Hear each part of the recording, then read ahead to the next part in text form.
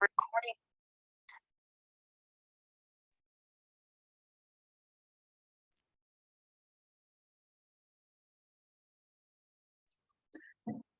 Bien, estimados hermanos, muy buenas noches. Gracias por conectarse. Les habla el pastor Darío Romero, director del Ministerio Betraví, desde aquí de la ciudad de Sucre.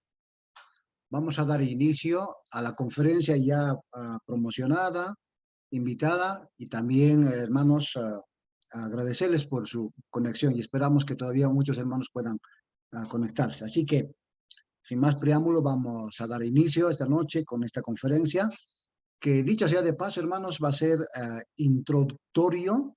Esto va a ser el inicio de una serie de conferencias que lo vamos a tener a través de la voz del hermano Arturo. Así que, hermanos, tomen en cuenta mucho esto, porque ahora recién es el inicio. Más después vamos a ir comunicándoles qué días vamos a hacer continuar con esta serie de conferencias. Así que para iniciar vamos a orar, pedir la dirección del Señor para que Él nos guíe en esta primera conferencia. Oremos, hermanos. Padre Santo, Señor, gracias te damos por esta noche, por permitirnos estar reunidos a través de esta plataforma y que todo lo que tengamos que hacer, Señor, esta noche, por mis hermanos que se han conectado y también los que van a poder verlo a través de las redes sociales, sea siempre para honrar tu nombre y aprender, Señor, de ti, para conocerte cada vez más y entender lo que realmente tú esperas de tu iglesia, de nosotros, quienes todavía estamos aquí en esta tierra mientras tú nos des vida, Señor. Te lo agradecemos y te pedimos que esto que vamos a hacer nos acompañes desde el inicio hasta el final. Te lo pedimos en Cristo Jesús, Señor nuestro. Amén. Muy bien. Como todavía van a seguir conectándose, así que con las disculpas del caso, la parte publicitaria lo vamos a dejar para el final. Solamente para ya dar inicio, voy a presentarles a nuestro expositor, el hermano Arturo Cuba, un expositor reconocido de nacionalidad peruana, pero ya vive ya muchos años en Bolivia, afincado ahí en la ciudad de La Paz. Así que él es reconocido conferencista no solamente en Bolivia, sino en varias partes de Latinoamérica. Así que tiene bastante experiencia en este tipo de conferencias, especialmente en el tema que hemos arrancado y el título que le hemos puesto, pero más lo conocemos como cosmovisión bíblica, pero como para poder atraer y hacer conocer la intención que tenemos con nuestros hermanos que van ahí conectándose, pues le hemos dado un título que sea más familiar para nosotros. Así que, Arturo, bienvenido, que Dios te bendiga. Así que, ¿qué voy a decir? Los micrófonos son todos tuyos y te escuchamos. Adelante. Muchas gracias, Pastor Darío. Gracias. Buenas noches a todos, hermanos. Obviamente no puedo verlos a todos, pero veo muchos nombres que me son familiares. Mi nombre es Arturo Cuba, como bien se ha mencionado. Y bueno, primero agradezco por la invitación para esta charla, este inicio de varias conferencias, en un tema que para mí es digamos, es el tema de mi vida, es el ministerio al que me dedico ya desde hace muchos años, quizá más de 25 años ya, como creyente. El título Cristianismo Transformador es más o menos una frase que puede resumir el conjunto de ideas que solemos compartir con muchos hermanos desde hace ya muchos años, como es el caso del pastor Darío y otros también, acerca de una visión distinta, atrevida, quizás dinámica y totalmente desafiante del cristianismo, al cual nosotros los evangélicos no estamos acostumbrados. Bien, quiero iniciar mi charla, primero contando un poquito mi testimonio, un poquito mi visión del tema. Cristianismo transformador es una frase que se puede utilizar en muchos ambientes. De hecho, nosotros creo que todos los cristianos consideramos nuestra fe cristiana como transformadora, ¿verdad? Transformadora. Sin embargo, quiero aclarar una cosa que yo también desde que conocí al Señor Jesús, desde que empecé a vivir en el Evangelio, consideré el Evangelio como una experiencia transformadora. Así lo fue para mí. Yo era un joven pecador, el tiempo que antes de conocer al Señor Jesús, y cuando le conocí, mi vida fue transformada poderosamente, fue transformada maravillosamente. Y yo creo que esta experiencia la compartimos todos los que estamos reunidos, los que estamos escuchando esta conversación. Sin embargo, este poder transformador del Evangelio fue siempre tomado al nivel de la experiencia personal e individual. Es decir, yo podía decir, Jesús cambió mi vida, Jesús transformó mi vida. Yo era una persona antes de así, pecador, bueno, malo, etcétera, pero ahora soy distinto, ahora estoy en Cristo y tengo una vida nueva. Todo ha sido transformado. Bien, esto es escritural y es real en la experiencia de la mayoría de nosotros. Pero es aquí donde nosotros le ponemos punto final y consideramos el Evangelio como un instrumento de Dios para la transformación espiritual, individual de los creyentes. Y como que todo se circunscribe solamente a esa, digámoslo así, a esa área, el área de la experiencia personal.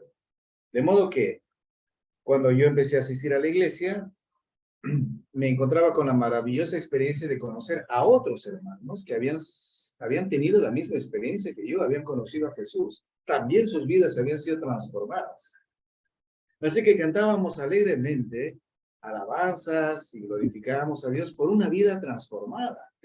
Nosotros podíamos dar testimonio de eso. Cada uno había tenido una vida transformada, una experiencia. Obviamente, éramos muy jóvenes, bastante jóvenes. Y estábamos, pues, como se dice, abrumados por la experiencia de haber conocido a Jesús. Estábamos en un tiempo de un primer amor y no teníamos la más mínima idea de todos los desafíos que el Evangelio todavía tenía para nosotros a través de los años. Y que esa experiencia espiritual personal era solamente una semilla y que tenía que romperse esa semilla para que esa experiencia de transformación alcanzara otros niveles, otras áreas, que tuviera otros alcances. Eso es algo que, esta segunda cosa que he dicho, es algo que extrañamente, y no sé por qué, la mayoría de los creyentes no llegamos a experimentar. Es decir, todos estamos de acuerdo con que el Evangelio es una experiencia transformadora, individual y espiritual. Pero difícilmente se puede encontrar hermanos que puedan salir a la expansión a la cual hemos sido llamados en esa experiencia transformadora. ¿Qué quiero decir con esto? Que muchas veces los evangélicos, los cristianos, tomamos esta experiencia transformadora de haber conocido al Señor, de haber conocido el Evangelio, como algo que está simplemente limitado a nosotros y a nuestra experiencia, y que esto puede crecer dentro de nosotros mismos en nuestra vida personal, puede crecer en nosotros perfeccionándonos, tal vez dentro de algún ministerio, puede crecer en nosotros elevándonos espiritualmente a una vida ya sea de santidad o ministerial o como lo querramos ver, pero que finalmente eso queda siempre allí, dentro de la experiencia personal. Quizá quizá el área máxima al que se logra expandir es al de la comunidad de la iglesia. Entonces somos personas que servimos a los hermanos, nos reunimos los domingos o los días de la semana que convenimos para crecer, compartir juntos el evangelio y fortalecernos. Pero luego de esto, este cristianismo transformador no avanza más lejos. Eso yo lo he visto en todos los años de experiencia que he tenido como creyente, ya son más de 40 años desde el tiempo que me convertí, y he observado que esta experiencia transformadora tiene muchos desafíos en el tiempo y en el espacio, por decirlo así. Cuando yo era joven creyente y acepté el evangelio, pues era solamente un estudiante, era un hijo de papá, estudiante, no tenía las responsabilidades de la vida, todavía no en la magnitud a la que vamos a experimentar después conforme vamos madurando en la vida. Entonces nos dedicábamos plenamente al evangelio dentro de la simpleza de nuestra juventud. Con los años, he podido observar que nosotros los creyentes, pues, al igual que todas las personas de la vida y la sociedad, vamos enfrentando la vida conforme va viniendo en las etapas de su madurez. Es decir, nos casamos, terminamos el colegio o la universidad, tenemos que trabajar, tenemos que sostener una familia, tal vez sostener a nuestros padres, tenemos que crecer profesionalmente y también nos convertimos en ciudadanos, nos guste o no, por muy encerrados que estemos en la iglesia, pues muchos de nosotros participamos dentro de la sociedad en diversas formas, ya sea en nuestro desempeño profesional, o sea que nosotros abrimos negocios, o sea que servimos de alguna manera. No podemos desprendernos completamente por mucho que quisiéramos de la sociedad, y muchas veces caemos en la trampa de pensar que podemos llevar una vida doble. Es decir, ser muy piadosos y muy espirituales los domingos o en los días en los que nosotros asistimos a la iglesia, incluso hasta cambiamos de idioma, tenemos nuestro propio idioma en la iglesia, pero luego cuando salimos de lunes a sábado afuera, pues nos convertimos en otras personas que nos abocamos a actividades que consideramos seculares y que no les prestamos mucha importancia. Bien, no voy a ir mucho más lejos con esto, sino que simplemente empezar diciendo lo siguiente. La frase cristianismo transformador es un error considerarla de esta forma, solo espiritual y personal. El cristianismo es transformador hasta el final, en todos los aspectos de la vida, no solamente personal, sino también es transformador con mi familia y es también transformador con la sociedad. Es transformador con los creyentes, pero también es transformador con los no creyentes. Este es un desafío muy importante que hay que entender. Y justamente estas charlas que Dios quiera que podamos tener hacia adelante en los días, vamos a hacer un gran esfuerzo por explicar, por poner claridad acerca de este llamado de un cristianismo transformador que se extiende de mi experiencia personal hacia el todo de la sociedad, hacia el todo de todas las actividades que los creyentes asumimos en la vida. Bien, primeramente quiero, como segundo punto, quiero hacer algunas aclaraciones que son interesantes y que a veces los cristianos no nos damos cuenta. Como ustedes bien saben, nosotros nos consideramos evangélicos, nos llamamos así, evangélicos. En segundo término, nos llamamos protestantes. Quizás alguna vez, no sé si en un censo o algo así, alguien le preguntó a usted cuál es su fe, cuál es su religión. Usted puso protestante en alguna parte o evangélico. Bueno, la palabra evangélico viene del cristianismo de los ingleses. Es ahí donde a los cristianos se les empezó a llamar evangélicos. Esto fue más o menos por los años 1700, ¿no? en el siglo XVIII, con el avivamiento de Juan Wesley. Desde ahí apareció la palabra evangélicos. Pero antes de los evangélicos se nos solía llamar protestantes. El protestantismo es una separación de una corriente de creyentes que se separa de la Iglesia Católica. Esto sucedió hace como 500 años con una historia que todos nosotros conocemos, ¿no? Con la Reforma Protestante. De Martín Lutero, Juan Calvino, Zwinglio y muchos otros personajes que se hicieron famosos en aquel tiempo justamente porque el protestantismo fue un desenlace traumático, digamos, de la vida cristiana hace más de 500 años. Recuerdo que hace como unos 5 años o algo así se celebró los 500 años de la Reforma Protestante. Así que quiero enfocarme un poquito en el tema de la Reforma Protestante para que nosotros podamos entender lo que quiero explicar esta noche a partir de nuestra identidad como protestantes.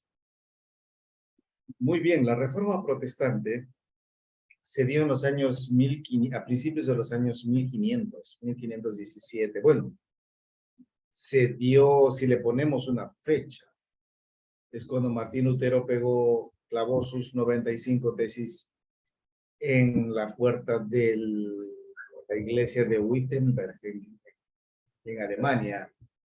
Fue un hecho simbólico que se señala como el día de la Reforma. Sin embargo, la Reforma tuvo un proceso precursor desde mucho tiempo antes. Es decir, lo que Martín Lutero quería decirle al mundo entre sus tesis, pues era algo que ya los cristianos venían masticando, hablando, promoviendo y disputando con todas sus fuerzas desde hacía mucho tiempo.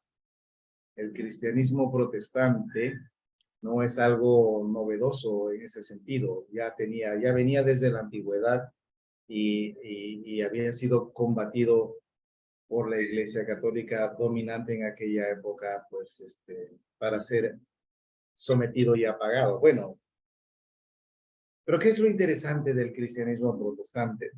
Y esto es algo que nosotros los evangélicos casi ignoramos completamente.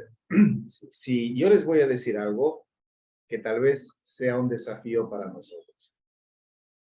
Cuando nosotros decimos que somos evangélicos, tenemos mucha razón.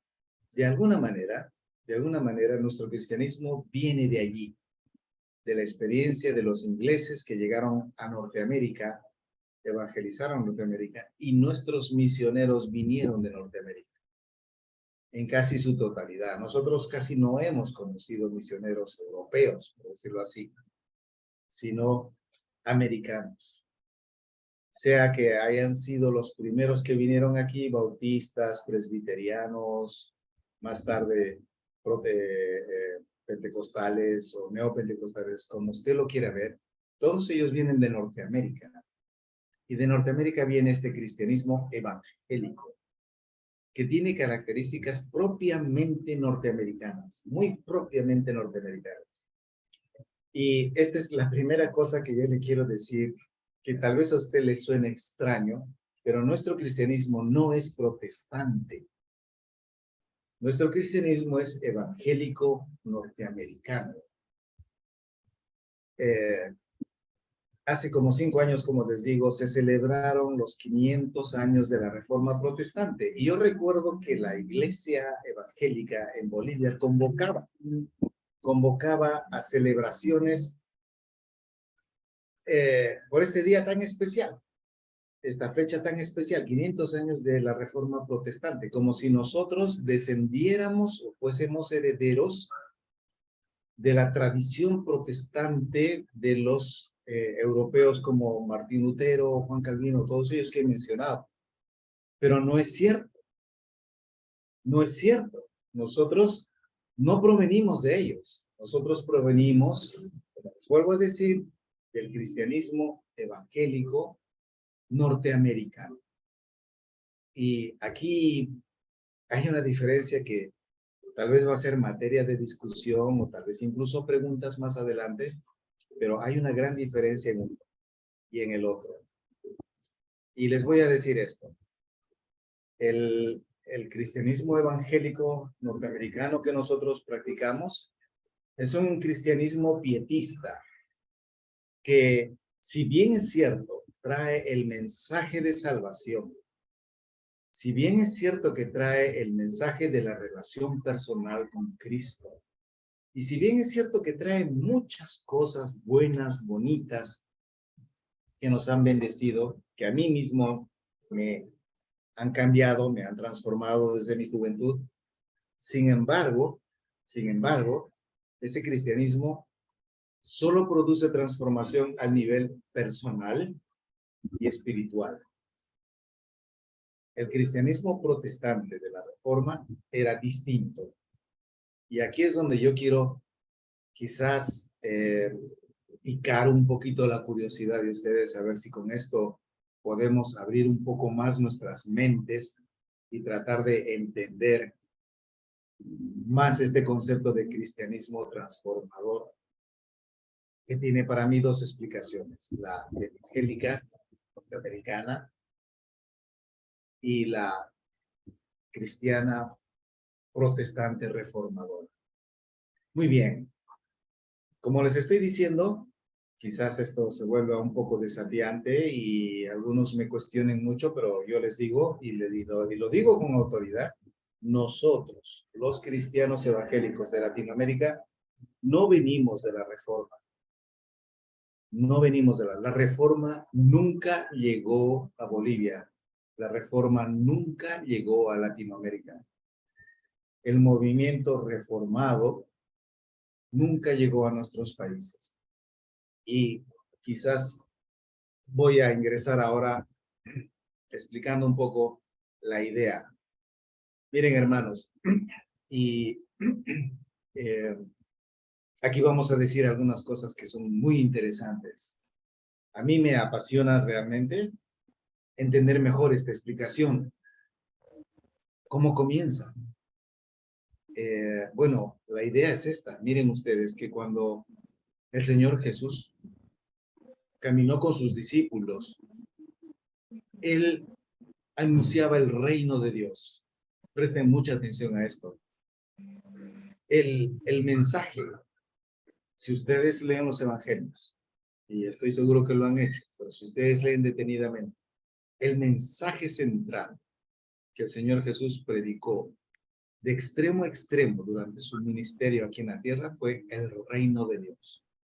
Es cierto que Jesús habló un poquito del amor, Jesús habló un poquito del perdón, el Señor Jesús hizo algunos milagros aquí, milagros allá, sanidades, cosas extraordinarias que maravillaban a la gente de su época. Sin embargo, Él tenía un mensaje. El mensaje era el reino de Dios. ¿Y cómo comienza el evangelio? Bueno, lo leemos en Mateo, pues encontramos a Juan Bautista anunciándolo. Él iba bautizando, antes de que el Señor Jesús iniciara su ministerio, él ya iba bautizando, anunciando lo siguiente: arrepentíos, porque el reino de Dios, el reino de los cielos, se ha acercado, ha venido a nosotros.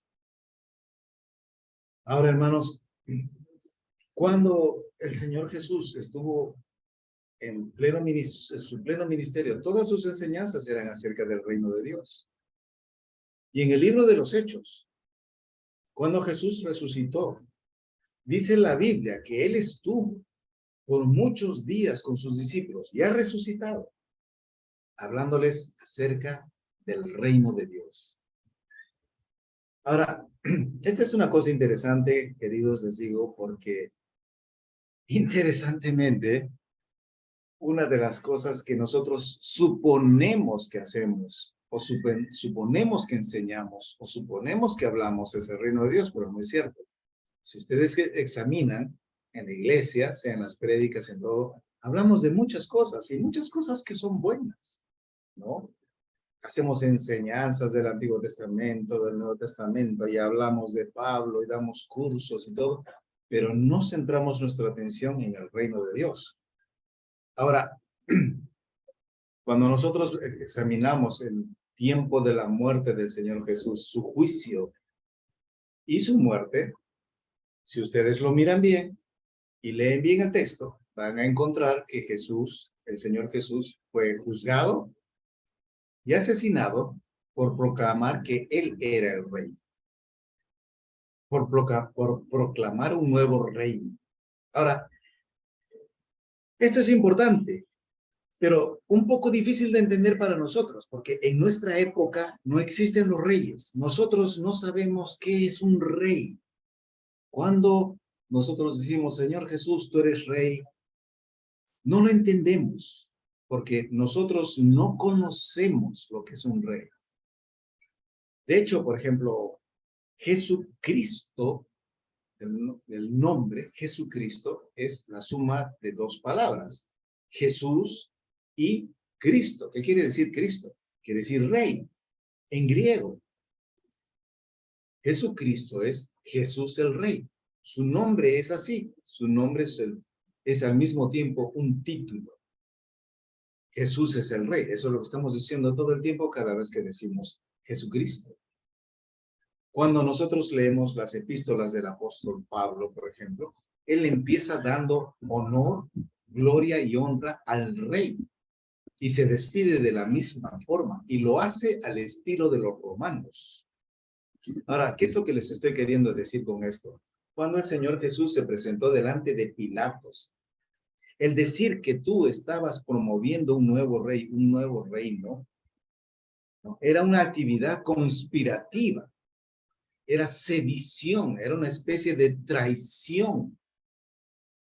Pero cuando el Señor Jesús fue juzgado, Él no dijo algo así como, no, sí, yo soy el rey y yo proclamo el reino, pero ¿sabes qué? No te tienes que asustar, en realidad se trata de un reino espiritual, eso es solo para la iglesia. Generalmente es así como nosotros los cristianos lo tomamos. Jesús es el rey, pero es un rey espiritual nomás. ¿Me entiendes? Jesús es el rey, pero solo en mi corazón. Jesús es el rey, pero es una frase ornamental, es una frase romántica, digámoslo así, espiritual, para alabarlo, para rendirle honor, pero no entendemos qué es lo que estamos diciendo. Pilato sí lo entendió, ese es el problema. Ahora, el Señor Jesús fue crucificado, porque eso es lo que le dijeron los judíos.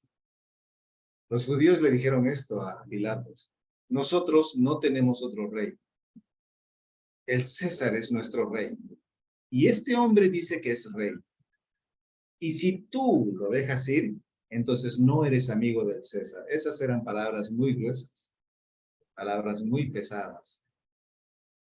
Y Pilato no tuvo alternativa, no se vio en una situación mejor que hacer caminar al Señor por la tabla.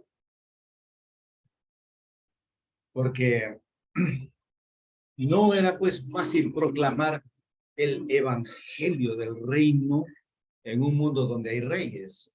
De hecho, los judíos, los primeros judíos, me refiero a los apóstoles y sus discípulos, cuando llegaron a Roma, ellos no llegaron predicando una religión de salvación espiritual, de simplemente una salvación de perdón de pecados y ya está. Ellos no llegaron predicando esa clase de evangelio como nosotros algunas veces lo hacemos en la iglesia. Ellos llegaron predicando que Jesús es el Señor. Es decir, Jesús es el Rey y no el César. Presten atención a esto. Lo que los discípulos predicaban, lo que los discípulos enseñaban, es que Jesús es el Rey y no el César.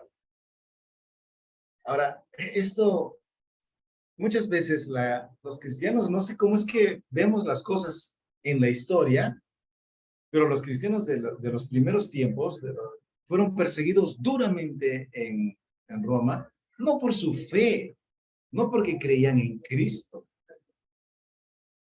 A los romanos les hubiera gustado incluso escuchar acerca de una charla acerca de Jesús. Lo que los romanos no podían aceptar no se podía soportar, no se podía ser tolerante, era con que se proclamara un nuevo rey. ¿Saben por qué? También quiero decirles esto, porque el evangelio que predicaban los discípulos tenía implicancias, no solo personales y espirituales, tenía implicancias sociales y políticas. Eso es lo que quiero que ustedes entiendan, hermanos, y por eso que los romanos los barrían donde sea que los encontraban, porque predicar de Jesús era conspirativo.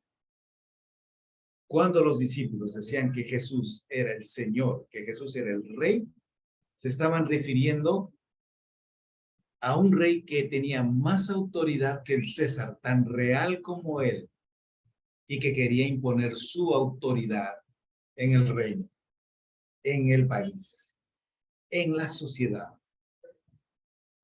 Bueno, desde el momento que estoy diciendo esto hasta el rato que lo veamos con toda claridad va a pasar mucho rato, pero es importante y desde ya quiero ayudarles a entender una cosa. El evangelio nunca empezó como una especie de religión, de salvación personal, de purificación de pecados y de una relación simplemente espiritual abstracta con Dios.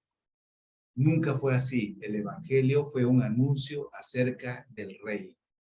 Si confesares con tu boca que Jesús es el Rey, eso era mucho pedirle a un personaje de aquella época. Es decir, nadie decía esto, ya, yo confieso que Jesús es Rey. Y luego cuando me encuentro con soldados romanos digo, no, pues es que era de mentirita, o no, es un rey, pero solamente así, pues figurativo nomás, o es solamente rey en la iglesia, o es un rey espiritual. No había tal cosa. La demanda era, si confiesas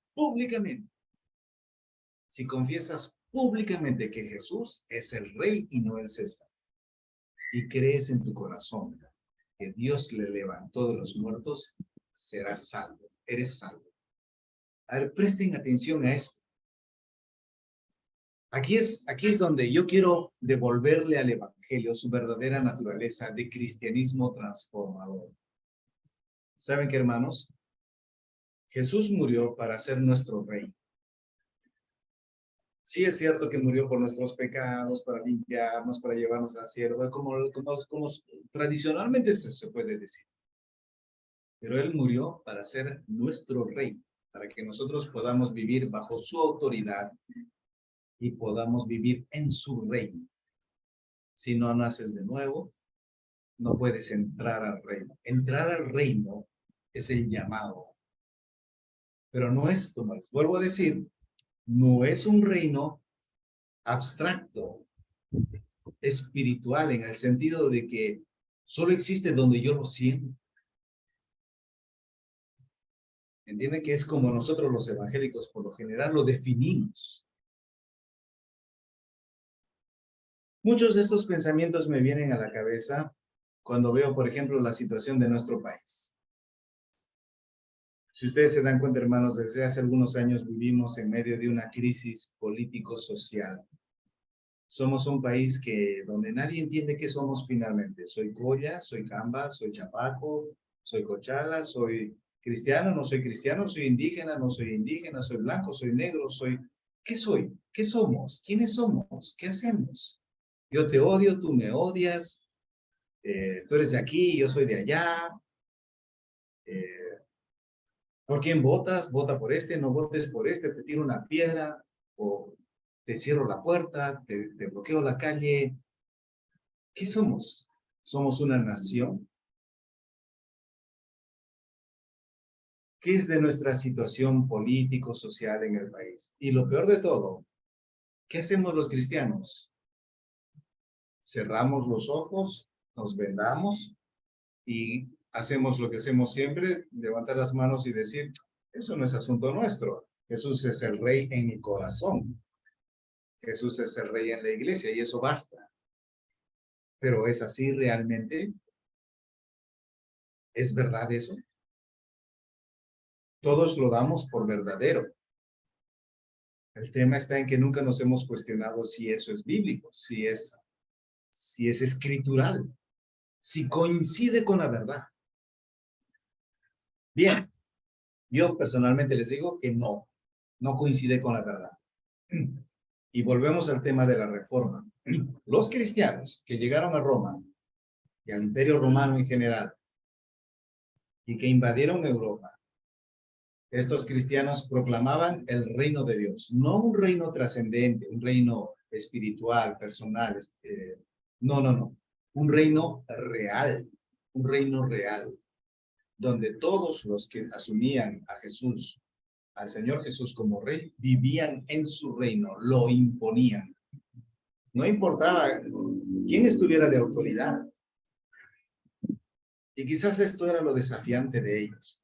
Quien sea que estuviera en la autoridad, estaba bien, siempre y cuando también estuviera sometido a la autoridad de Dios. Ahora, muchos de nosotros ignoramos la historia. Esa es la verdad también, hermanos. Una pena que me da, una pena muy grande que yo siento es que la mayoría de los cristianos no somos personas de muchos estudios. Y también en nuestro tiempo, pues, ciertas cosas ya parecen haber desaparecido de nuestras necesidades intelectuales. Una de ellas es estudiar historia. Pero los cristianos deberíamos estudiar historia con mucha curiosidad porque nuestro cristianismo tiene 2000 años de historia. En 2000 años los cristianos han hecho grandes cosas. El evangelio ha hecho grandes cosas y el reino de Dios ha hecho grandes cosas. Así que quienes debieran estudiar historia con más ahínco, con más interés, somos nosotros, más que cualquier persona. Y yo les voy a decir una cosa, hermanos. El diablo hace todo lo posible por hacer que borremos la historia. ¿Entiende? Dios cuando escogió al pueblo de Israel, lo sacó de Egipto, pero los hizo escribir libros y les hizo registrar todos los eventos históricos y les hizo celebrar tradiciones y les decía todo el tiempo, no te olvidarás de esto y celebrarás tal cosa porque Jehová tu Dios hizo esto en ese tiempo. Y para los judíos, el entender la historia era una forma en la que ellos afirmaban su fe. Yo recuerdo cuando por primera vez leí en el libro de los Hechos la muerte de Esteban. Cuando acusan a Esteban, Esteban hace su defensa y cuando hace su defensa hace un discurso donde él empieza hablando de Abraham y dice, mi padre fue un hombre a punto de morir, y se está refiriendo a Abraham, y Dios le visitó y le dio esta promesa y va hablando y va describiendo toda la historia, algo que los judíos sabían hasta el cansancio, pero él no podía hacerlo de otra forma. Si algo había que explicar de su vida, tenía que ser conforme a la historia. Eso es algo que no hacemos los evangélicos, pero los evangélicos, los cristianos, tenemos una gran historia. Ahora, ¿cuál es el punto? El punto es que, hermanos, el reino de Dios sí trae un cristianismo transformador. Es un cristianismo transformador no solo de las vidas personales y espirituales. Es un cristianismo, es un poder transformador que se expande en toda la sociedad, en diferentes maneras. Es decir, nosotros hemos sido llamados a ministrar la sociedad. Hemos sido llamados a ser instrumentos de transformación para la sociedad, imponiendo y trayendo el reino de Dios. Lo interesante fue que a lo largo de la historia, con el desarrollo mismo de la institucionalidad de la Iglesia Católica, y este es otro tema interesante, ojalá algún día podamos hablar acerca de la institucionalidad de la Iglesia, lo terrible, lo pernicioso que fue en la antigüedad, pero los protestantes de los años 1500, como Martín Lutero y todos los que estuvieron antes, contra lo que protestaban era contra la institucionalidad de la Iglesia. La Iglesia se convirtió en una institución, y en una institución opresiva de la fe y de la libertad con la que los cristianos podían servir a Dios. La iglesia, ¿sí? Fue una impostora que se interpuso en la relación personal que tenían los creyentes con Dios. Así que al final de cuentas, en la Iglesia Católica, en aquel tiempo, ya uno no era salvo por fe, uno era salvo por estar sometido a la iglesia, no por obras, sino por estar sometido a la autoridad institucional de la iglesia.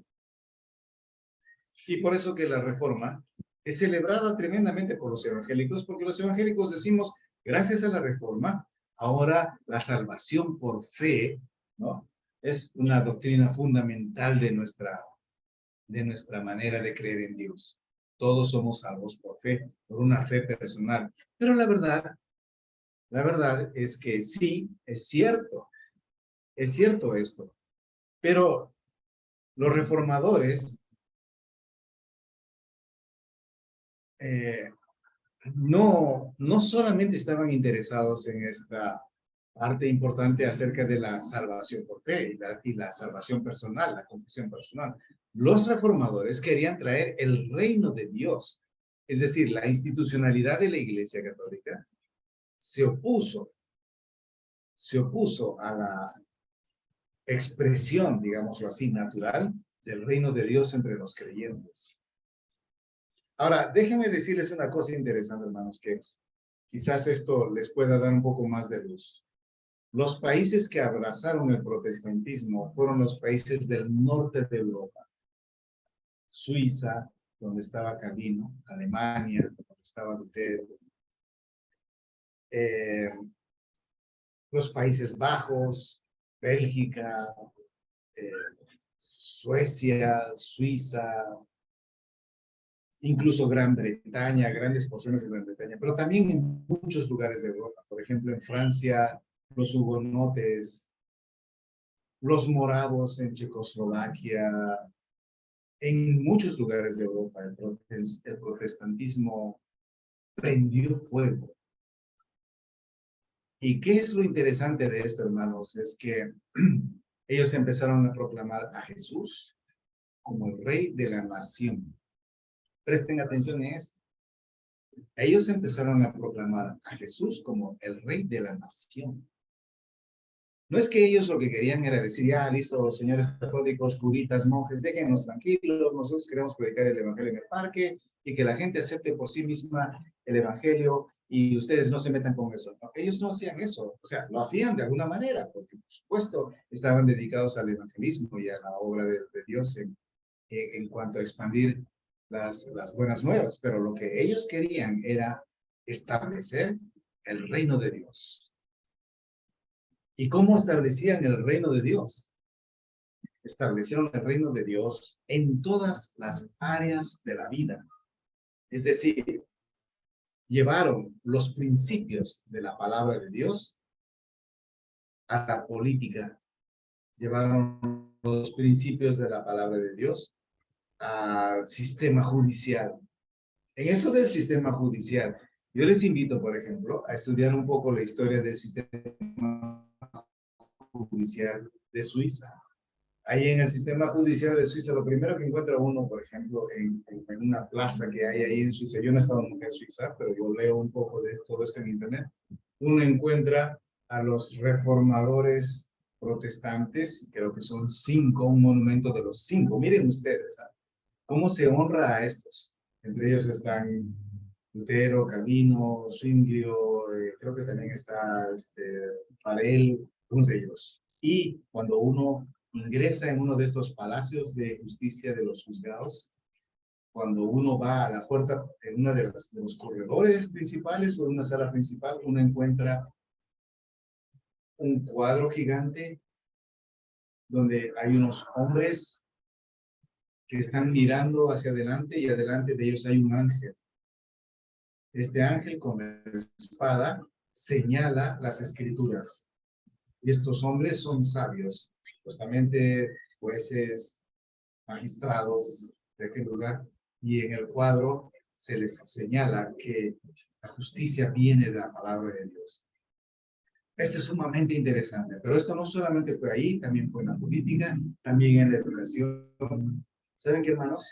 Si usted ha sido transformado por Cristo personalmente, usted se convierte en un instrumento de transformación a la sociedad. ¿Y cuál es su motivación? Que Jesús sea el Señor en esa área de la vida donde usted tiene mucho que decir, en esa área de la vida a donde usted está llamado a servir. Y esto es lo que yo quiero decirles, hermanos. Nosotros hemos sido llamados por Dios no para ser salvos e irnos al cielo. Hemos sido llamados para ser salvos y para instaurar el reino de Dios en Bolivia. ¿Saben qué, hermanos? Jesús es el Señor, no nuestro presidente. ¿Está bien el presidente? Que presida, que enseñe, que haga lo que tenga que hacer. Jesús es el Señor, no el Poder Judicial. Está bien el Poder Judicial, que hagan lo que tienen que hacer. Pero en todo lugar donde haya enemistad contra Dios, estamos llamados nosotros a servir, para transformar esa, para llevar el reino de Dios a ese lugar, a esa área, como lo hicieron los reformadores. Por eso les digo, nosotros no hemos recibido, no somos herederos de la reforma protestante. Nosotros solamente practicamos un cristianismo evangélico norteamericano, de pietismo, de crecimiento personal, donde llevamos estudios bíblicos de Timoteo, cositas que son edificantes solo dentro de nuestro pequeño mundo evangélico. Pero nosotros no estamos preparados para llevar el reino de Dios a ninguna otra área. Por ejemplo, al área de nuestra vida profesional, al área de nuestra vida vocacional, al área de nuestra vida ciudadana. Y eso es lo que hicieron los reformadores. ¿Qué es lo interesante de todo esto? Y de todo esto hay literatura en realidad, cosas que están registradas en la historia, pero los cristianos del norte de Europa que abrazaron el protestantismo, de la reforma protestante, el cristianismo de la reforma protestante que impuso el reino de Dios en sus naciones, realmente convirtieron a sus naciones en sociedades de tremenda transformación, tremenda transformación. Y como nunca, los cristianos fueron grandes gobernantes. Como nunca, los cristianos fueron grandes educadores. Los cristianos fueron personajes sobresalientes en toda área. En el área de la política, en el área de la justicia, en el área del servicio, en el área profesional, en el área de la educación, etcétera, etcétera, etcétera. Los cristianos decidieron invadir su propia nación con el reino de Dios. Y entonces aquí estamos hablando de otra forma de cristianismo transformador. Ese cristianismo transformador nunca llegó a Latinoamérica. Nunca, hermanos, nunca llegó a Latinoamérica, nunca llegó a Bolivia. Les comento que esto es casi la misma situación en toda Latinoamérica. Yo viví algunos años en Guatemala, más o menos 6 años, yendo para los 7 años. Estuve viviendo en Guatemala con mi familia y Guatemala me sorprendió porque Guatemala es un país, posiblemente es el país más evangelizado del continente. Del continente, bueno, por lo menos del sector latinoamericano. En Guatemala uno encuentra iglesias, mega iglesias en buen número.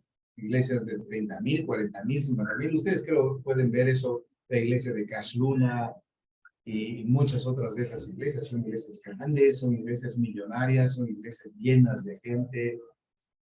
Y lo cierto, hermanos, es que ahí en Guatemala, pues también hay una gran cantidad de población cristiana, tanto evangélica como católica. Y a mí me da pena un poco utilizar Guatemala como un ejemplo de esto que estoy diciendo, porque yo amo mucho ese país.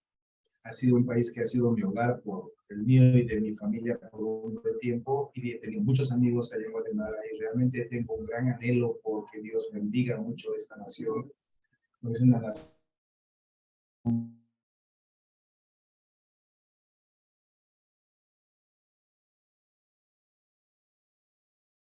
Es un país que a pesar de que está lleno de iglesias, lleno de muchas iglesias, es un país pequeñito, es 10 veces casi más pequeño que Bolivia, pero es muchísimo más poblado que Bolivia.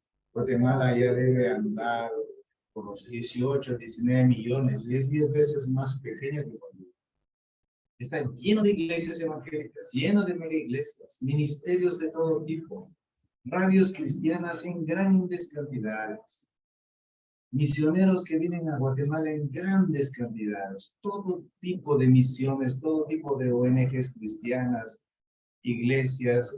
Es casi difícil de conocer este mundo cristiano y a veces hablo, a veces así, hasta exageradamente, que cuando uno va al aeropuerto de Guatemala, bueno, eso en la antigüedad, en el antiguo aeropuerto, era curioso ver cómo había grupos de cristianos ahí en el aeropuerto, unos recibiendo misioneros, recibiendo personajes importantes, y por el otro lado del aeropuerto otros despidiendo misioneros y despidiendo personajes importantes. Es una actividad increíble tan solo en el aeropuerto de Guatemala, así es que casualmente podía dar con un día de esos, pero es un país que está, como se dice, bendecido en ese aspecto. Sin embargo, la otra cara de la moneda es que Guatemala es uno de los países más violentos de Latinoamérica, más violentos. La violencia que hay en Guatemala, yo les digo, hermanos, es muy difícil de imaginar siquiera para muchos de nosotros que no estamos acostumbrados a eso.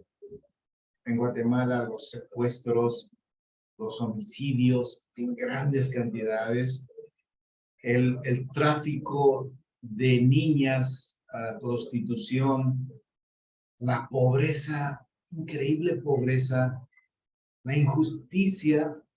En Guatemala, cuando yo llegué en los años 90, pues no existía el Estado de Derecho. Quiere decir de que uno como ciudadano vivía a sus expensas, es decir, que no había institucionalidad en el país que me pudiera proteger con mis derechos. Si algo me pasaba, yo prefería no ir a la policía. La misma gente te decía, si te pasa algo, no vayas a la policía, te va a ir peor. La policía a veces estaba llena de bandas de criminales, el sistema judicial era un desastre, y pues el país estaba atacado por bandas de delincuentes de todo lado. Sin embargo, el país estaba lleno por un mar de cristianos también. Y uno se preguntaba y decía, ¿por qué este increíble contraste? Por un lado estamos llenos de cristianos y por otro lado estamos llenos de tantas cosas negativas en el país. Yo recuerdo que por 2 años consecutivos, en los años 90, Guatemala estaba en el último lugar de la lista de índices de desarrollo. Países con, o sea, Guatemala estaba con índices negativos de desarrollo de la vida humana, ustedes creen. Y sin embargo era el país más evangelizado del continente. ¿Por qué este contraste? Porque a Guatemala le llegaron toneladas y toneladas de misioneros norteamericanos evangélicos. Nunca le llegó la reforma. En Guatemala, los creyentes se contentan con tener una relación personal, espiritual, individual y se encapullan en un cristianismo que tiende a ignorar el resto de la sociedad. En Guatemala los cristianos decimos, Jesús es el rey, pero solamente dentro de nuestra burbuja. Él no es el rey afuera. Él no es el rey en la sociedad, él no es el rey en la educación, él no es el rey en la universidad, él no es el rey en el sistema judicial. A pesar de que la cantidad de gente que hay es lo suficiente como para hacer una avalancha en la sociedad, pero no tienen esa convicción. El cristianismo protestante jamás llegó a Guatemala. Y sigue creciendo. Sigue creciendo. Y sin embargo no hay mayor transformación. Y eso es lo que les digo, hermanos. En Bolivia estamos exactamente igual, solamente que en nuestras propias magnitudes. Y los cristianos, miren, yo conocí al Señor cuando tenía menos de 20 años, ahora tengo más de 60. Me estoy haciendo viejo. Y ¿saben qué observo? Observo que las cosas son muy difíciles de cambiar. Que los creyentes no abrimos nuestra mente para comprender el Evangelio de la forma que debemos comprender. Las generaciones van pasando y hasta el momento no podemos avisorar una nueva generación que vaya a traer un cristianismo verdaderamente transformador en nuestra sociedad. No lo vemos. Vemos que crecen las iglesias, sí. Le voy a ser bien honesto, desde el día que yo conocí al Señor hasta el día de hoy, las iglesias han crecido en grandes cantidades, pero nuestro país sigue sumergido en una crisis. Bolivia tiene el triste título de ser un país de narcotraficantes. Nuestro país está lleno de contrabando. En nuestro país está creciendo la delincuencia. Y como si fuera poco a todo esto, estamos siendo invadidos por una corriente postmodernista que está trayendo y está tratando de oficializar el homosexualismo, el matrimonio gay, y está trayendo un apabullante feminismo con sus propias conjeturas y sus propios intereses, y está queriendo traer todo un sistema de derechos humanos que está invadiendo todos los países del mundo. Si en Bolivia esto no ha sucedido todavía de una forma impactante, es porque somos un país muy atrasado en los distintos sistemas que promueven esto, que son tanto tecnológicos como sociales, y eso ha operado en nuestra ventaja, pero de que vamos a sufrir ese impacto, lo vamos a sufrir también, y somos cristianos que estamos encerrados en nuestra burbuja de Jesús es el Rey, pero solamente allí. Ahora, hermanos, tenemos que empezar una reforma protestante, un cristianismo reformador. Por eso se le llamó reforma, porque fue un cristianismo que desafió todas las estructuras de su nación para llevar el evangelio y transformarlo. Transformar su nación con todos los principios y fundamentos del evangelio en todas las áreas. Esa es una tremenda tarea. Usualmente los cristianos aceptamos al Señor Jesús y preguntamos, ¿soy salvo? Si ya eres salvo, ¿puedo perder mi salvación? Yo creo que no. Porque Jesús ya murió por ti, entonces, ¿qué debo hacer? Estoy esperando irme al cielo. Y mientras tanto, nos hacemos viejos y pasan los años y vemos que nuestra vida no es fructífera.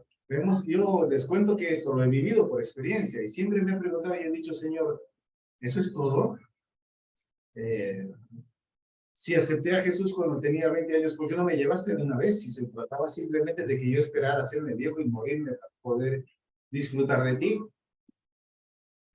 Y la verdad es que nunca tuve respuesta a esa pregunta porque vivía yo en un cristianismo evangélico norteamericano. Nunca entendí la reforma.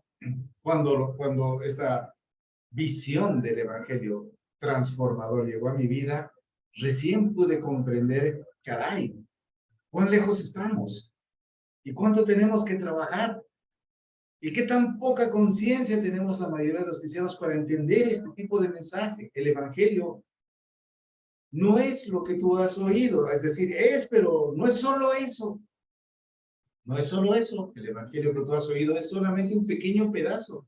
Todavía tienes mucho que no has oído y en lo que todavía tienes que nacer de nuevo para entrar y realmente estar en el reino de Dios, aquí en Bolivia. ¿Saben qué, hermanos? Dios tiene una promesa que Dios hizo a Abraham, que en la simiente de Abraham él bendeciría a todas las naciones de la tierra. Eso incluye nuestra nación. Jesús todavía no es rey en Bolivia. Jesús todavía no es el rey de todas nuestras vidas en el todo. Y ese es el tema. ¿Saben qué, hermanos? El evangelio va a ser un evangelio transformador cuando comprendamos el reino de Dios y seamos capaces de instaurarlo a plenitud. Ese día todavía no ha llegado. Sí, yo sé, hay algunos hermanos que seguramente En su corazón sienten que ya tienen suficiente con ir a la iglesia el domingo y alabar a Dios y sentirse bien cuando salen de allí. Y que como que lo demás no tiene importancia, pero eso no es cierto. Ni siquiera es escritural. La palabra de Dios nos llama. Y nuestra relación personal con Cristo también. Tenemos que despertar a la conciencia del mensaje del reino de Dios. Jesús es el Señor. Y tenemos que comprender esto en su máxima dimensión, en todas las ideas que se pueden desprender de eso. Y tenemos que esforzarnos por extender nuestro ministerio a donde sea posible de acuerdo a esos principios. Y entonces producir los frutos que el Señor Jesús nos dijo, ¿no? En esto es glorificado mi Padre, en que llevéis mucho fruto. Ese fruto todavía no lo estamos produciendo, hermanos. Todavía no lo estamos produciendo. Bien, yo no sé si me han entendido, yo solamente estoy viendo la pantalla con la cara del pastor Darío ahí, los demás no los veo, pero sí, me gustaría que hagamos de esto un pequeño debate o preguntas o ideas. Algunos nombres que veo en la lista ya son personas que han conocido estas ideas un poco, pero yo, hermanos, les cuento que tengo un anhelo de que algún rato seamos una generación activa, una generación de gente que se conecte y esté dispuesta a expandir esta visión del Evangelio a todos los lugares donde los creyentes se han comprometido con Cristo como Jesús y Señor. Y entonces estas buenas nuevas vengan a Bolivia y produzcan nuevas generaciones de creyentes reformadores verdaderamente. Bueno, hermanos, yo paro aquí, no voy a seguir más, esto solamente fue introductorio, pero todo esto tiene bastante teología también, así que en algún momento hacia adelante vamos a ir mostrando escrituralmente y teológicamente y también con historia la validez de lo que estamos diciendo esta noche. Ok, Arturo. Gracias, hermano. Como han escuchado, hermanos, no sé si alguno de ustedes, así como no han querido escribir, tal vez hacerle una pregunta directamente a través de su micrófono. Por favor, si alguno de ustedes tiene alguna consulta o una pregunta que quisiera hacerla, por favor, sin pérdida de tiempo. ¿Alguien quiere hacer alguna pregunta? O también, ¿qué es lo que no se entendió? Ok, Una cosa que sí. quisieran aclarar. ¿Aló? Bien, yo voy a hacer una pregunta, Arturo. Dentro de mis lecturas, justamente me encontré con esa, ¿cómo te puedo decir? Más que todo, ¿en qué momento de la historia es que la predicación del Evangelio se la cambió por el Evangelio de la salvación? Leí por ahí de un historiador, creo que se llama Alfredo Gibbs, que en algunos de sus libros lo decía en qué momento, pero como había que leerlo todavía, así que no lo encontré rápidamente. No sé si tienes alguna idea de es que cuando el Evangelio llegó a Norteamérica y de Norteamérica a Latinoamérica, es en ese recorrido es que se cambió esto o qué es lo que pudieras decirnos al respecto.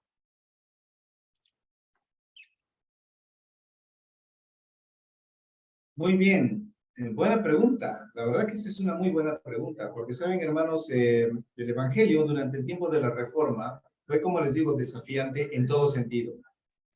Por ejemplo, en Suiza, con Juan Calvino, pues los cristianos que asumieron las ideas del Evangelio reformador, pues coparon el poder político, ya que Suiza era una ciudad, era un país que se gobernaba más por ciudades, Ginebra, ¿no? Y ustedes observen, por ejemplo, en todos los eventos importantes donde se reunían los teólogos de aquel tiempo, ¿no? Su máxima preocupación eran las implicancias políticas de su teología. Este es un tema muy interesante para hablar y gente que se benefició de estas charlas y de las enseñanzas de este tipo de cristianismo fueron los puritanos en Inglaterra. Los puritanos en Inglaterra lograron sacudir la nación. Y si ustedes observan esto hasta en películas, se van a dar cuenta que los reyes gobernaban con puritanos al lado de ellos, que ellos les indicaban qué cosa era bíblico y qué cosa no era bíblico para poder gobernar. Es decir, los cristianos pronto empezaron a presionar a los reyes mismos para que los reyes se sujetaran en su reinado, ¿no?, a los principios y a los fundamentos de la palabra de Dios. Ahora, esto no les gustaba del todo, así que siempre trataban de deshacerse de la influencia de estos protestantes. Más adelante, ya con Juan Wesley, se inicia un movimiento reformador en Inglaterra, pero este movimiento reformador fue de un carácter mucho más espiritual. Es decir, Juan Wesley promovió los famosos grupos, el discipulado por grupos, pero Inglaterra era un país que estaba sumergido en una vida catastróficamente inmoral,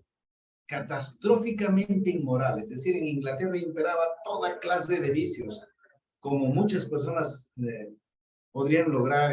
pocas personas, perdón, podrían lograr imaginar. Entonces, mucho del trabajo de los metodistas de Wesley se centró mucho en la parte espiritual de las personas, es decir, en que fueran librados de los pecados, sacados de los vicios, es en reconstruir moralmente al país, y bastante de esa influencia de perfeccionamiento espiritual salvacionista es la que se movió hacia los Estados Unidos. Y allí en Estados Unidos esto tomó más cuerpo. Pero la fortuna que tuvieron ellos es que también Estados Unidos es un país de inmigrantes europeos que ya habían sido influenciados por la Reforma. Así que generación tras generación, este movimiento salvacionista, perfeccionista de los ingleses, ¿no?, entró dentro del carácter mismo de los cristianos. Por eso, si uno, por ejemplo, viaja a Estados Unidos, quizás ahora ya no tanto como en años anteriores, uno encuentra que el norteamericano, por ejemplo, es un ciudadano bastante bien honesto, es un personaje bastante bien comportado, es sumamente moralista. Esto es parte de su herencia ya a través de las generaciones. Y los cristianos norteamericanos son así elevados a la 10ª potencia. Entonces, cuando ellos vinieron a Latinoamérica, y esto seguramente a principios del siglo XX o a fines del siglo XIX, ¿no?, ellos trajeron más ese carácter, el carácter de amar a Dios, entregar tu vida, ¿no?, y ser como ellos, es decir, bien comportado, muy honesto, ¿no?, muy veraz, y sin darse cuenta, fueron trayendo un carácter muy pietista. Pero eso es muy propio de ellos. Ahora, ellos ya no veían la necesidad de una reforma porque su país era un país ya que desde el inicio partió ya con principios reformados.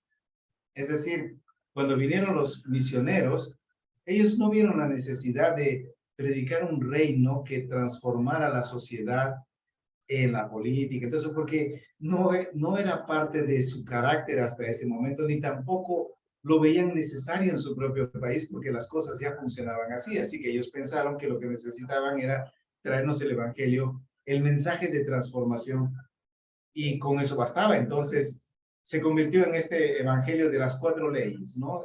Predica, ora, testifica, lee tu Biblia y esperas hasta que el Señor Jesús retorne.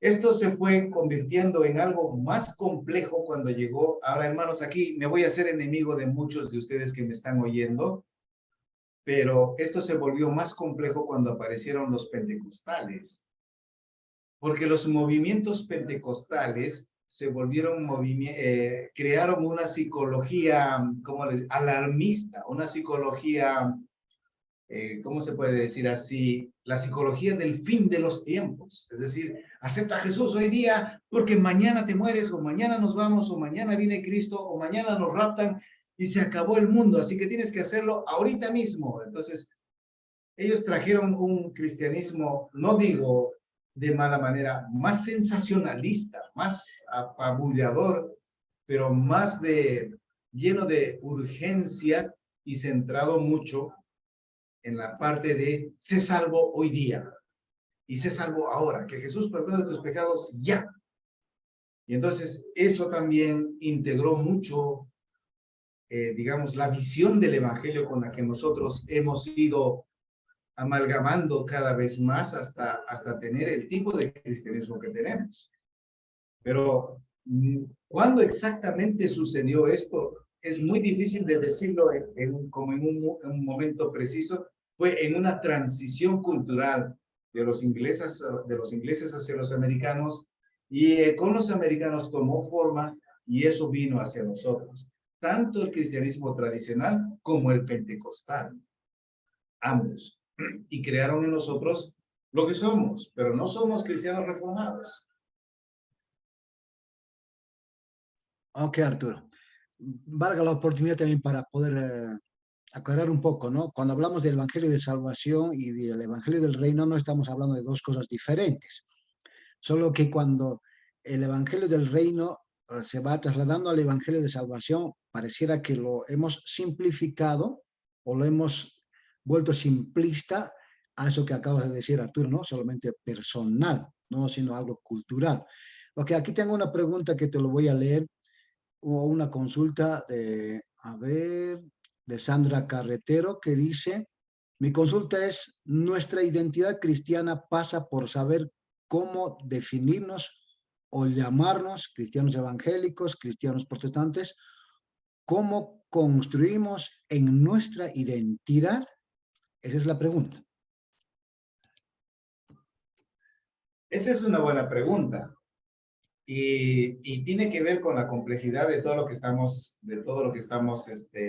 explicando. Miren, hermanos, yo les hago una pregunta. Le hago una pregunta. ¿Usted se cree boliviano?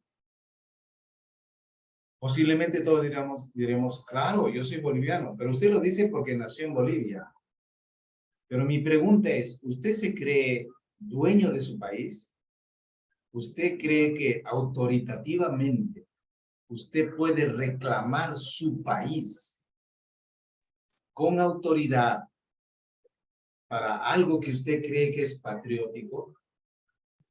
¿Me entiendes? Es decir, mi pregunta es como si, mire, por ejemplo, digamos, una cosa es que yo esté en un hotel, ¿no? Y pues estoy rodeado de las cosas que son propias del hotel, la cama, el escritorio, lo que sea que esté en el cuarto, pues no son mías, pero estoy ahí porque eventualmente es mi dormitorio. ¿Me entienden? Una cosa muy distinta es que yo esté en mi casa.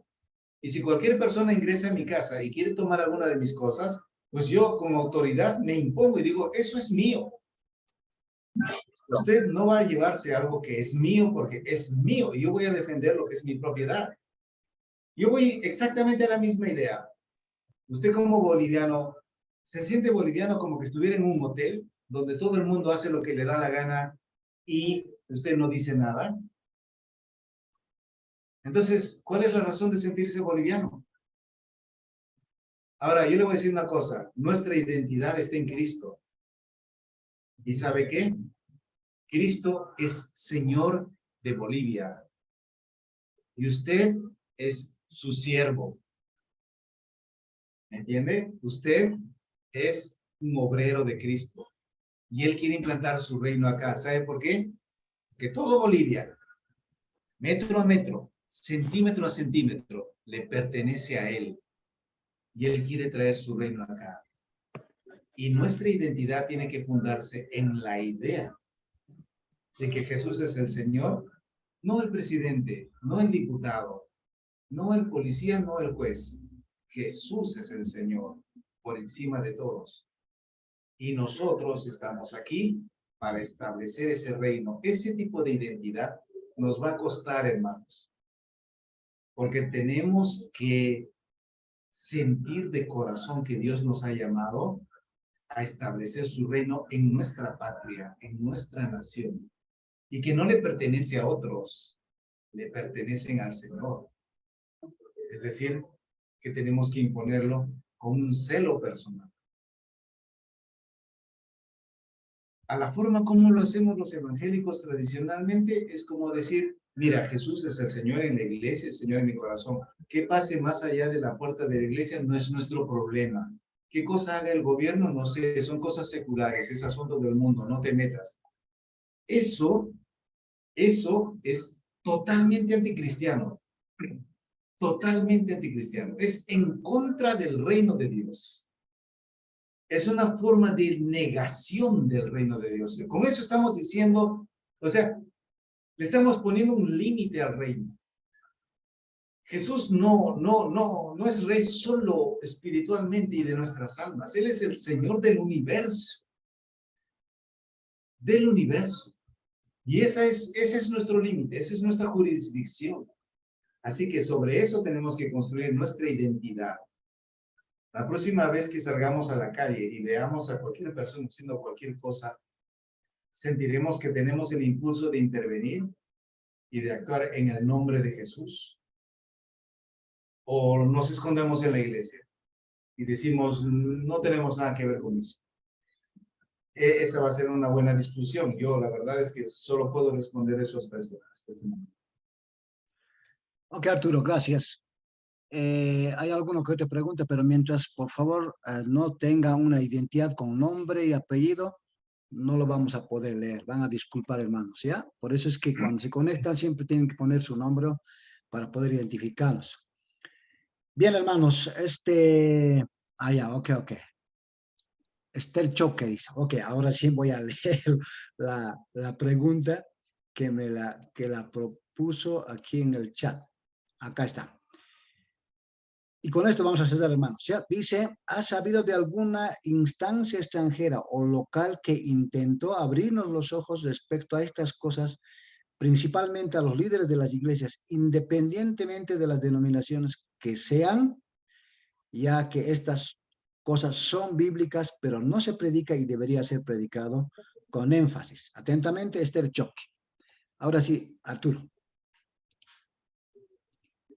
No sé exactamente a qué nos podemos referir cuando decimos una instancia, pero hay muchos ministerios y hay gente que tiene este tipo de perspectiva.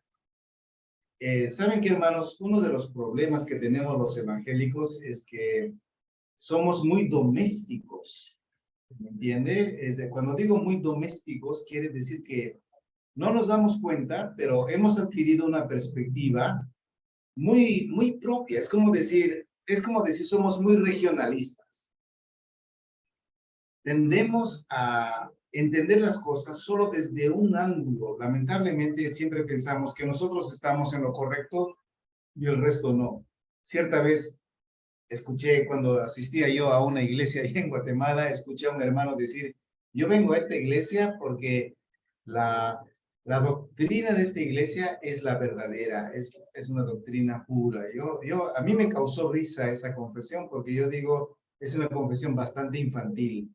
Esta es una persona que tiene una perspectiva muy doméstica. Está bien que las prédicas de su iglesia le hayan bendecido mucho, pero no quiere decir que el resto tiene una perspectiva menos pura o tiene una doctrina menos apropiada, de ninguna manera, pero lo malo es que los evangélicos tendemos a ser muy camiseteros, tendemos a pensar que nuestro pastor es lo máximo, que nuestra iglesia es lo máximo, o que nuestras prédicas o nuestras doctrinas son lo máximo.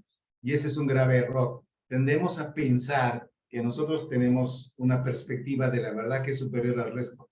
¿Saben qué, hermanos? Quizás uno de los mayores problemas que tenemos los evangélicos en Bolivia es que no abrimos nuestra mente, tal vez por intereses personales.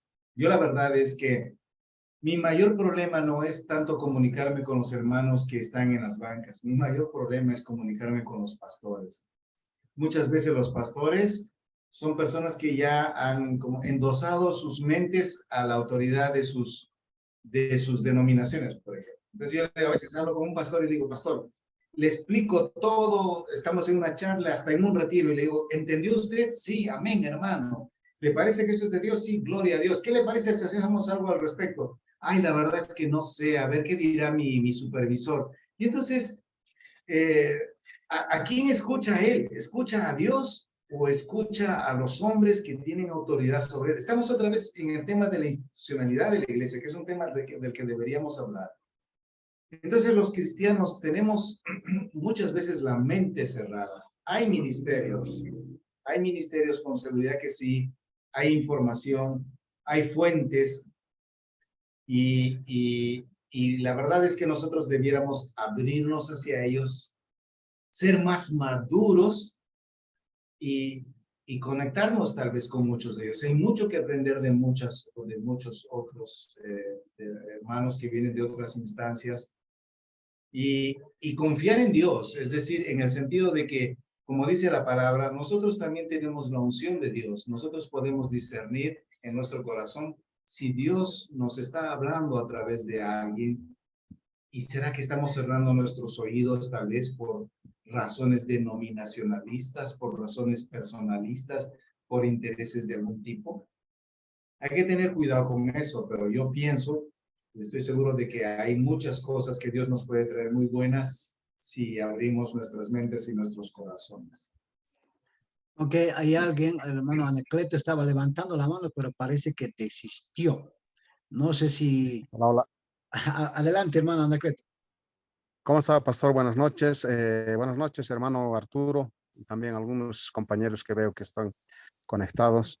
Hermano Arturo, en la siguiente, tal vez más que consulta, ¿cómo lo ve, digamos? Actualmente, me parece que el evangelio, digamos, aquí en nuestro país, en Bolivia, ¿no? Percibo que aún todavía no hay una fuerte influencia de lo que el catolicismo hizo en su momento, ¿no? En aquellas personas que luego aceptaron el evangelio. Por otra parte, también la influencia de algunas religiones andinas, así llamarlo tal vez, o algunas costumbres propiamente, ¿no? De repente tal vez también todavía aún persiste, digamos, en la vida, ¿no? Enraizado en una costumbre de los hermanos. Y entonces, más o menos se percibe, digamos, aquí en Bolivia, por ejemplo, ¿no? Que todavía esto incide, digamos, en la vida de los hermanos que han aceptado a Cristo, ¿no? Y que actualmente tal vez como que en algunas denominaciones todavía, digamos, el hermano o la hermana, ¿no? Mantiene todavía, a pesar, digamos, ¿no? A pesar de la influencia ya de la Biblia, ¿no? Todavía mantienen, digamos, en su vida, en su costumbre, podemos decir, ¿no? Estas influencias, tanto de la católica y también de la religión andina. Lógicamente, esto también, de repente, tal vez es un factor, digamos, que está incidiendo actualmente para que el evangelio en nuestro país no tenga, digamos, el impacto que nosotros de repente tal vez esperamos cuando leemos la palabra de Dios. Entonces, esto, apreciación, no sé cómo tú lo ves también, hermano Arturo. Buenas noches, hermano. Buenas noches, hermano Anacleto. Gusto de escucharte después de tanto tiempo. ¿Sabes qué? Has metido el dedo en la herida. Porque una de las falencias de nuestro cristianismo es la falta de un correcto discipulado. ¿Qué es lo que sucede? Que a veces hacemos iglesia y lo llenamos de gente a la que no discipulamos. Hacemos iglesia y lo llenamos de personas que asumimos, suponemos o imaginamos que porque han hecho su confesión personal con Cristo, ya solitos se van a poner buenitos, espirituales, escriturales, solitos van a hacer lo que es correcto. Eso no es cierto, tampoco es bíblico. No es correcto pensar así. Y sin embargo, que el Señor Jesús en la Gran Comisión nos dijo, vayan y hagan discípulos. Discipular es una tarea importante para los creyentes. Y sin embargo, es una de las mayores negligencias en las que caemos los creyentes. Por ejemplo, los líderes de iglesias nos preocupamos de construir templos, de recaudar fondos para construir, comprar terrenos. Nos preocupamos por saber qué voy a predicar el domingo, de organizar la música, que el ministerio de alabanza, que comprar la guitarra eléctrica. Y nos ocupamos de 20,000 cosas menos de discipular. ¿Sabes qué, hermano? Tienes mucha razón. La gente que viene a la iglesia no trae la cabeza vacía. La gente que viene a la iglesia trae tradiciones del mundo, sea de la vida católica o también incluso de su religión animista, de sus tradiciones, de sus creencias, de su propia ignorancia y de su propia manera de creer. Todo eso con buenas intenciones. Y tiene un gran riesgo de mezclarse, por supuesto. Va a haber sincretismo, y como que de hecho siempre lo hay. Pero esas cosas se reparan si se hace un correcto discipulado con los creyentes. Y esa es una tarea que por alguna razón, no se ha tomado como importante en la iglesia. Es decir, a veces un hermano que quiere entrenarse como pastor aprende muchas cosas. Ya, voy a ser pastor. ¿Qué tengo que hacer? Aprende a predicar. Ok, voy a aprender a predicar. ¿Qué más debo aprender? Bueno, aprende a hacer cosas, digamos, sacramentales, o lee tu Biblia de esta forma, o lleva estudios bíblicos así, así, pero no se le enseña a discipular. ¿Saben qué, hermanos? A veces ni siquiera sabemos discipular a nuestros propios hijos como padres de familia. ¿Cuánto más enseñarle a otras personas de afuera a vaciar, a lavar sus cerebros y a implantar la palabra de Dios con teoría y práctica de la forma correcta, hasta asegurarnos de que caminan correctamente en el Evangelio? Y yo les digo que esto no es solamente de personas que puedan traer conceptos así como la Iglesia Católica, de la Iglesia Católica o del animismo, también de muchos otros aspectos, como por ejemplo, les voy a decir una cosa: ya hay iglesias evangélicas tradicionales que promueven homosexualismo. Ya hay iglesias tradicionales como las de los episcopales y las de los metodistas y muchos otros que están promoviendo el matrimonio gay. Hasta tienen pastores que son gays. Esto no viene solamente de la Iglesia Católica o de... El mundo tiene mucha influencia, y si usted acepta personas en su iglesia que vienen del mundo, ellos van a aportar en su cabeza las ideas que ella trae desde allá. ¿Saben qué, hermanos? Les voy a ser bien honesto. Y en esto sí que somos increíblemente ingenuos. Nosotros los cristianos, por ejemplo, que somos ya medio mayores, mire usted, escuchamos con atención que esto, que otro. ¿Y nuestros hijos acaso no tienen que ser discipulados? Después de hablar con algunos hermanos sobre niños y jóvenes que van a colegios cristianos, si usted supiera las cosas que ellos hablan y hacen, a usted le sorprendería lo conectados que están nuestros hijos con el mundo, a través de la televisión, a través del internet, a través de muchas cosas. ¿Saben qué, hermanos? El reino de Dios en medio de nosotros está en arena movediza. Nosotros mismos no somos rocas firmes. No discipulamos, no tenemos ese... ¿Tiene usted, como alguien me preguntó, ahora yo le hago una pregunta, ¿tiene usted autoridad sobre sus hijos? ¿Puede usted reclamar la vida de sus hijos para la gloria de Dios? Eso es bien duro, hermanos, no es fácil. Yo le digo sin tener que ir a discipular a la gente de afuera, solo a los niños que vienen a nuestras propias iglesias. Si pudiéramos trabajar con ellos, el futuro del evangelio a la próxima generación sería grandioso. Pero aún así, por ejemplo, voy a iglesias donde ministerio de jóvenes, ¿qué cosa es ministerio de jóvenes? Montón de música. Que a los chicos les gusta la música, denles música. Que a los chicos les gusta bailar, hágalos bailar. Que a los chicos les gustan los paseos, délos pasear, pero no los discipulamos. Lo mismo con los niños, cuentitos de Noé, cositas por allá, dibujitos por acá, paseitos por allá. Bien, muchas cosas de esas son buenas y son necesarias, pero no tenemos un enfoque bíblico, científico, claro y muy estable de discipulado. No lo tenemos.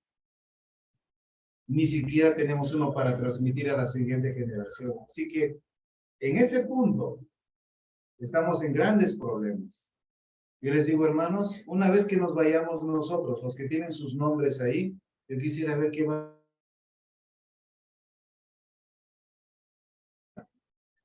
Y yo le aseguro que van a ser jóvenes más livianos que nosotros, que a su tiempo van a llegar a su edad, y los que le sigan, otros, y así. Y por eso que la Biblia habla de una apostasía. Sucedió lo mismo con los judíos. Los judíos salieron con Moisés, siguieron con Josué, pero la misma Biblia dice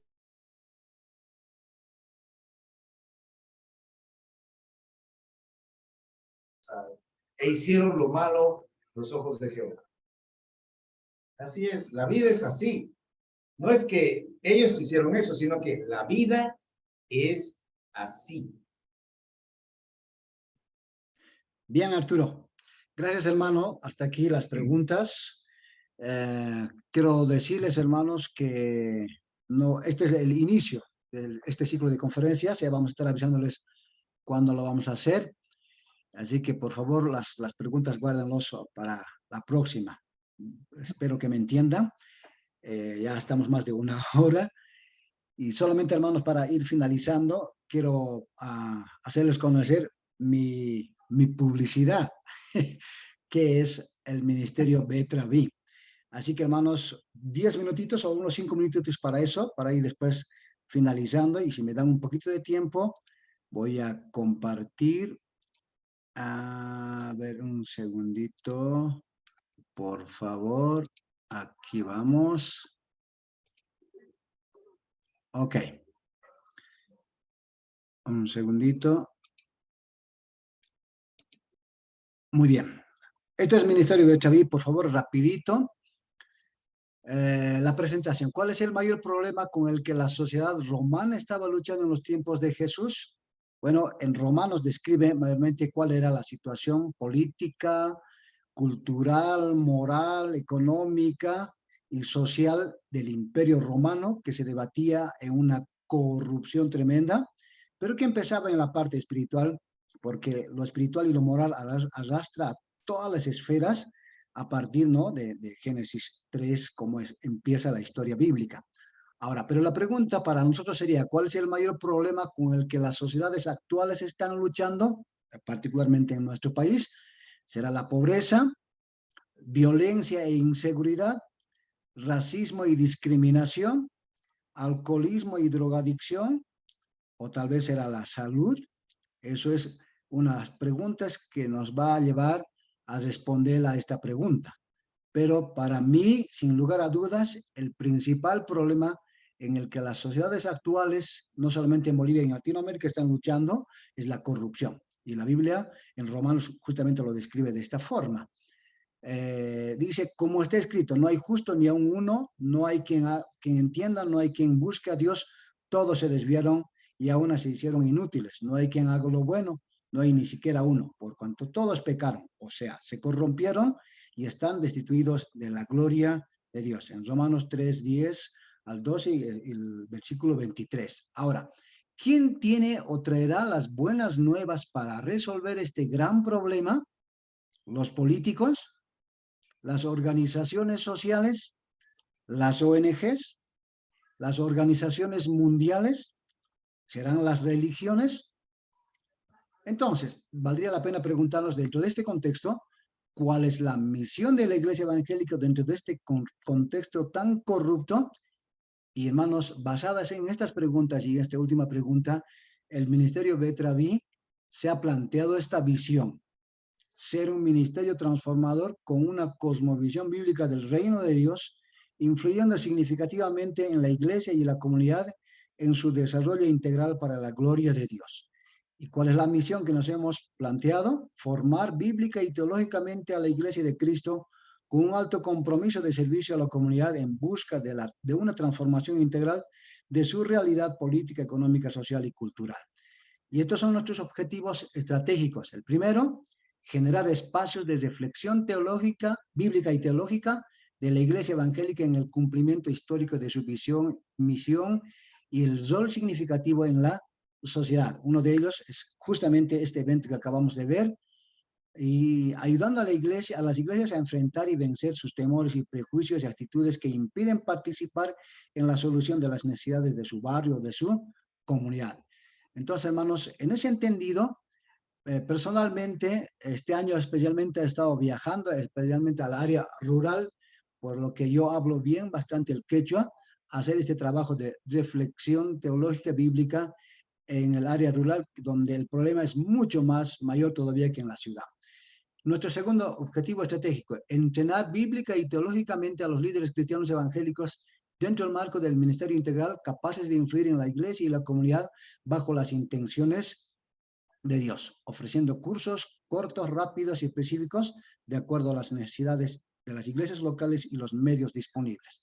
En ese sentido, hermanos, por ejemplo, este año hemos impartido una formación durante 6 meses a los líderes juveniles de 2 iglesias de la ciudad de Potosí en un diplomado en liderazgo juvenil.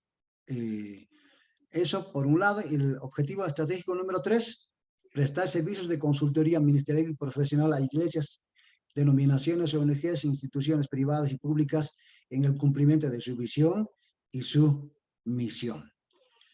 Y en ese sentido, hermanos, no hace mucho hemos empezado con una serie de conferencias hacia la familia bajo este título, Viviendo como una sola carne, que por ahora lo estoy impartiendo en la iglesia donde me congrego.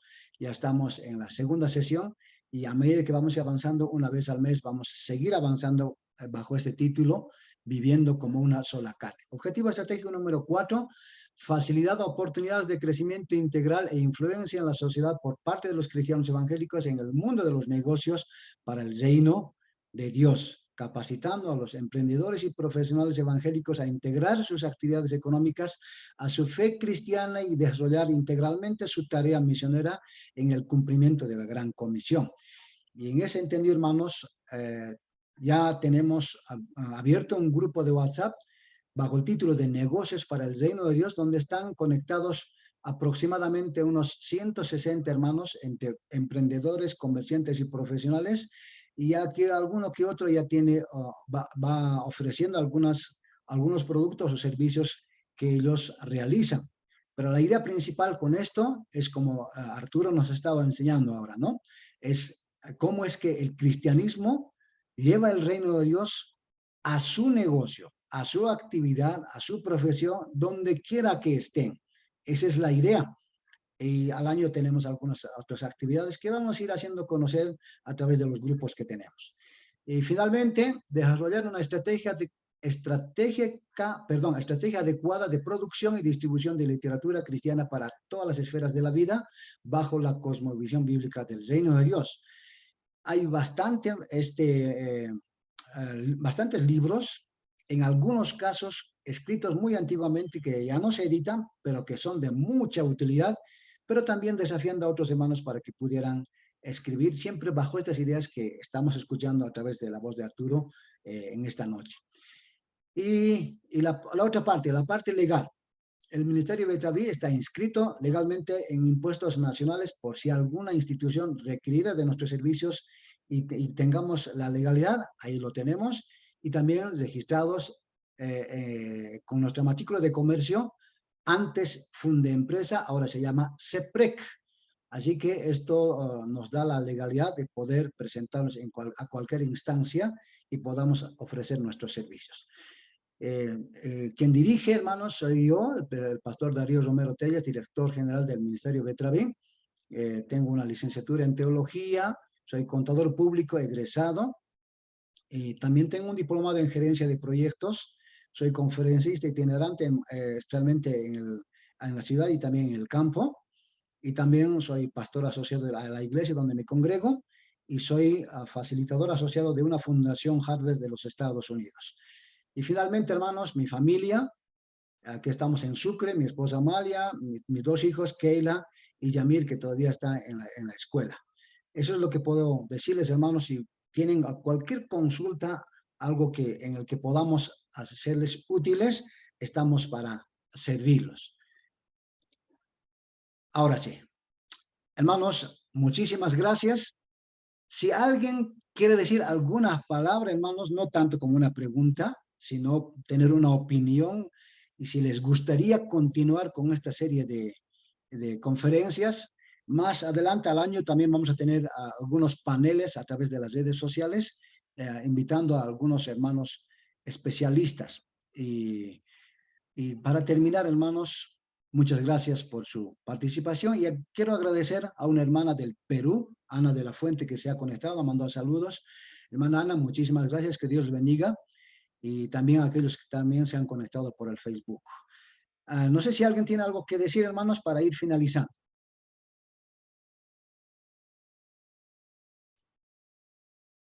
¿Aló? ¿Hay más nadie? Buenas noches, Darío. Adelante, Marina. Buenas noches, Darío, hermanos y hermanas. Qué gusto saludarles. Y realmente me alegra que estemos un buen grupo, más de 30 personas interesadas en llevar adelante estas ideas. Un saludo cordial a Arturo Cuba, también a hermano Darío, quien está impulsando este movimiento. Y realmente es muy importante que creo que tenemos que tomar acciones en lo que hacemos y donde estemos, con todo lo que hemos podido escuchar esta noche de parte del hermano Arturo Cuba. Felicidades, Darío, por esta iniciativa. Que Dios te siga bendiciendo, te siga guiando. Bueno, estamos aquí en diferentes lugares. Gracias, Marina. ¿Alguien más, hermanos, para después ir finalizando? Esther Choque dice, estoy muy feliz por esta conferencia y su ministerio. Me gustaría crecer más. A ver, un segundito, voy a terminar de leer. Más conociendo para ser útil. Ok, hermana Esther, muchísimas gracias. Los que no están conectados, o mejor dicho, unidos en el grupo de WhatsApp, por favor, me la solicitan para que pueda proporcionarles, porque ahí es donde vamos a ir dando las noticias de los próximos eventos que tengamos.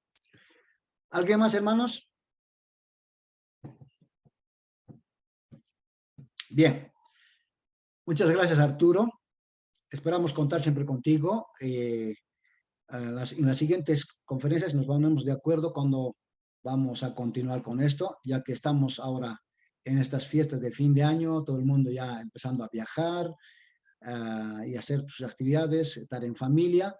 Así que el segundo o la segunda conferencia lo vamos a hacer seguramente el próximo año y ya les comunicaremos qué día. Muchísimas gracias y voy a pedir que por favor, Marina, nos pudieras, si puedes, despedirnos con una palabra de oración y finalizar esta conferencia. Amén. Amén. Oremos, hermanos, y demos gracias al Señor por este tiempo y que Él nos ayude realmente a llevar su palabra, a extender su reino aquí en nuestra nación. Señor, te damos gracias, Señor, por este tiempo, Señor. Gracias, Señor, inicialmente por la vida que tú nos das, porque cada día, Señor, estás renovando nuestras fuerzas y podemos estar aquí, un grupo, Señor, reunidos, queriendo saber más de ti, Señor, queriendo consolidar nuestros cambios y principalmente queriendo ser instrumentos de bendición, de extensión de tu reino aquí en nuestro país, Bolivia. Te agradecemos, Señor, por el hermano Arturo Cuba. Te pedimos, Señor, que tú le des mucha salud y que él siga, Señor, llevando tu palabra, Señor, que está fundada en tus verdades absolutas, Señor.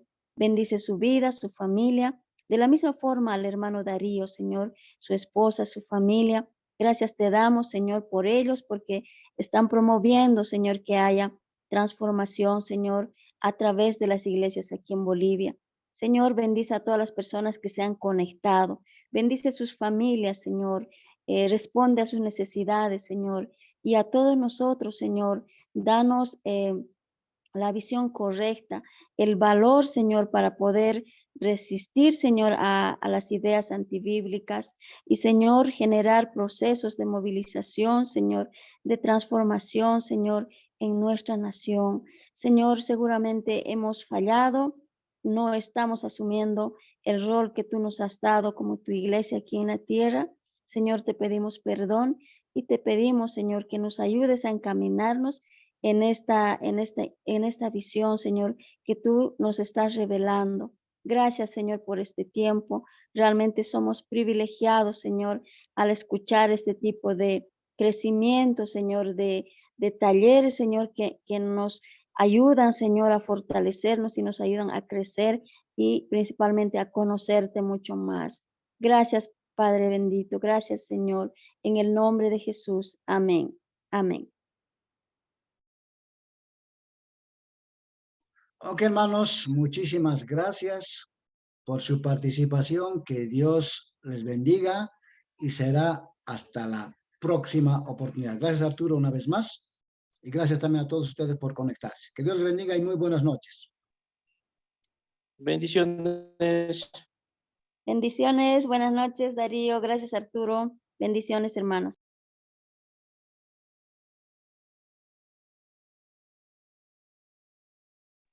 Muchas gracias, bendiciones a todos.